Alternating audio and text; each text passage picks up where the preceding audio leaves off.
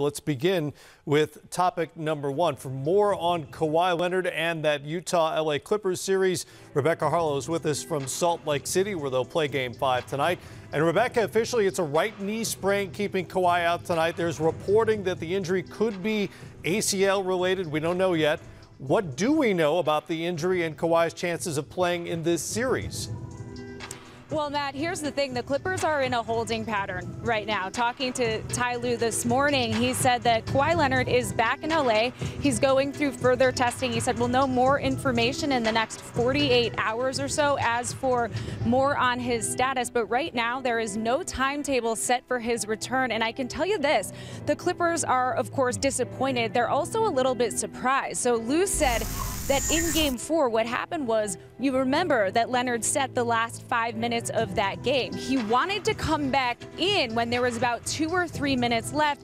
Lue held him out. He said it was for precautionary reasons. He figured that the Clippers had a handle on that win over the Jazz, so he didn't feel like it was necessary to bring him back in. And then afterwards, the news comes down that he's dealing with a right knee sprain. So again, no timetable set, and we'll know more information in the next couple days. Of course, he has a history of knee injuries, but he played so well the other night with 31 points in the Game 4 win. All right, short term, who will start in his place tonight? Yes, well, Terrence Mann is going to get the start tonight. And talking to Lue, he said that they're going to continue today to play small. So they like that he's got length and they like that he's got quickness. Rajon Rondo also will see some time. Now, he hasn't played in the last 3 games. He did play in Game 1, but Lue said, hey, it's playoff Rondo. Let's throw him out there and see what happens tonight. But I think what you have to remember here is that the Clippers are still very confident heading into this game, because in Games 1 and 2, they had their opportunities to win those games. And also, they've played a lot without Kawhi Leonard this season, 20 games in fact, and they went 11-9 in that stretch. So they feel like they can take care of business tonight, even if he's not on the floor. Meanwhile, on the other side, an opportunity for Utah at home. How does Kawhi's absence impact the Jazz plan tonight?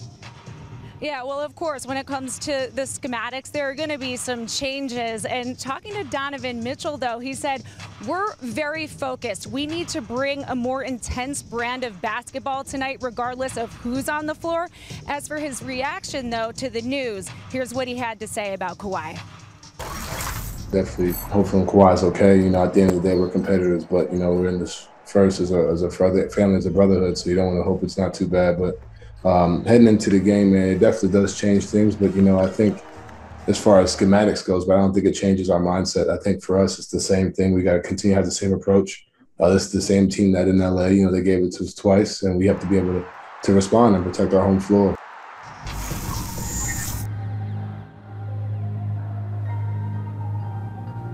Now, think about this, Matt. Wouldn't this be a great night for Mike Conley to return? Well, unfortunately, he will not be heading back to the floor tonight. He did speak this morning for the very first time in this series. He said he wanted to come back for Game 3. There was a slight setback with that hamstring. So he said it's very frustrating. It's a very fragile injury, and they're just kind of feeling it through day by day. He's doing everything he can to get back on the floor. He's hoping that it will still be in this series, but it's not tonight, guys. Hasn't played since the Memphis series. Just another injury in this season full of them. LeBron James has thoughts, by the way. Rebecca Harlow with us from Salt Lake City ahead of Game 5 tonight. All right, guys, for the Clippers, you know, Game 1, I feel like you can sort of write off. They were 2 days or a day removed from a Game 7. Fatigue appeared to set in late in that game in Salt Lake City. But now they come back.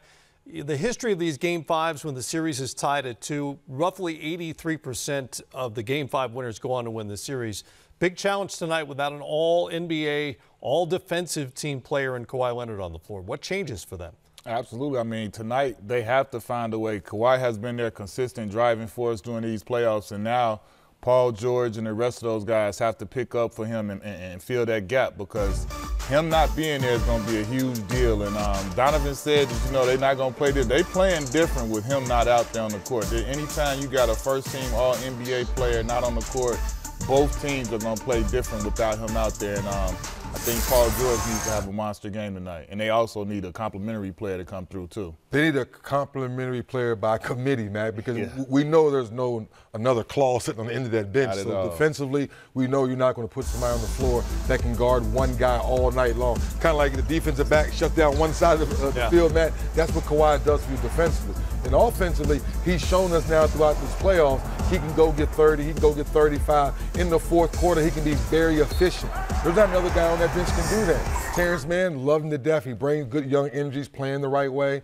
Playoff Rondo, we know he's going to do his thing. So that's why it's got to be 3 or 4 or 5 guys. Yeah. Luke Kennard, can you knock down 4 or 5 threes tonight? Right. If you can do that, but more importantly, guys, do I get that phone call from the doctor that, hey, it's not the ACL, it's more MCL, it's more this soreness. We might can get, Kawhi back for maybe game 6 or game 7. You can win one game as a team, one team step up. But we learned from Denver, not having Jamal Murray, you cannot go to your bench and find 40 or 50 points. So that's why I say it's got to be by committee. Yeah, and it's the obvious thing, but Paul George has got to be better, and maybe you've got to have maybe not a Kevin Durant type game. Close to it. But something like that. Seriously, it may not be 49, but it better be 36. It better be 13 rebounds. It better be 12 assists. Reggie Jackson, the rest of those guys got to feed off of your energy because you set the table.